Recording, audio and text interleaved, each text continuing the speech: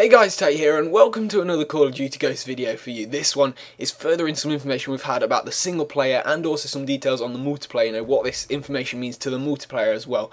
So that's pretty exciting, that's coming on later on in the video. But tomorrow I'm going to be uploading an exclusive video of some leaked information that I've had tipped to me personally, so no one else has got this information and it's pretty massive, so make sure you're tuned in for that tomorrow and subscribe if you haven't done already. But yeah, today we've had some more information about the single player and some details have been revealed on a website and they confirm a few things for us and actually go into more depth about a few things as well. But yeah, let's get into the good stuff. So an official Steam product listing page of Call of Duty Ghosts has revealed this in a description of the game, and it says, for the first time in franchise history, players will take on the underdog role with Call of Duty Ghosts. Outnumbered and outgunned, players must fight to reclaim the fallen nation in an intensely personal narrative. It also goes on to say 10 years after a devastating mass event, the nation's borders and the balance of global power have been redrawn forever. A superpower no more, its economy and government in the ashes, the country's once mighty military struggles to stave off complete collapse. But some of that stuff we kind of already knew, or we could have guessed, and in my previous video I went into more depth than most of those things and I predicted most of them right.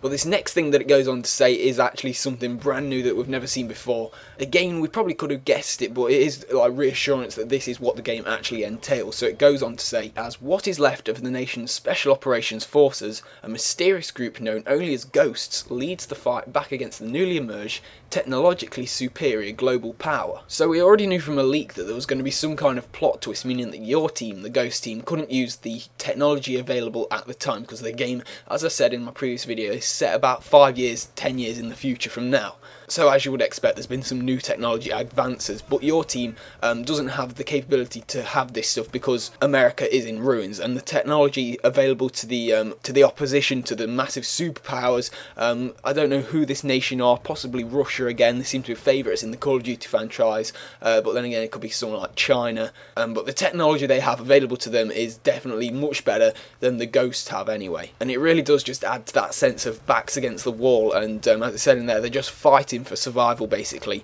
not even fighting to win a war basically, they just want to survive, they just want to keep on living, and they are the nation's best hope that something good is going to come out of it. And as I was reading, it just made me wonder on the multiplayer side of things how they're going to actually work it, because of course the game's set 5 or 10 years in the future, so they do have future tech available, future weapons available, but the Ghost team is going to be using current generation weapons and current generation tech, and it really got me wondering about multiplayer, how they're actually going to work it, whether they're going to set it with this current generation tech or whether they're going to be setting it with the future generation tech, because normally on multiplayer you have like the good team and then the bad team and you're on one of the teams, and if there's this imbalance between the bad team having the technology and the good team, the Ghost team having this not as good technology, the current gen technology, it wouldn't really be fair. So I was really just getting confused as to how they're going to actually work this current gen or like next gen. It's getting really confusing here. So yeah, I'm not really too sure on this front how they're going to work it, but I guess I'm going to move on to this last part, which is about the multiplayer. It says it's also with an unparalleled character customization,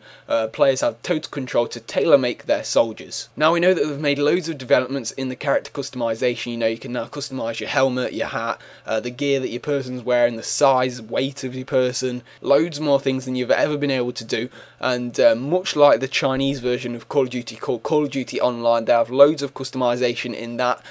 Just as you can see on the screen, basically everything's customizable, so there is the option that Call of Duty Ghosts could be similar in the customizing part to Call of Duty Online. That'd be pretty awesome because there is loads of stuff on that, as I've said. But yeah, that is all I have at the minute. Make sure you tune in tomorrow because I have got a massive video, loads of multiplayer information coming tomorrow. So thank you very much for watching, guys. A quick like as always would be really appreciated, and I hope you all have a great day.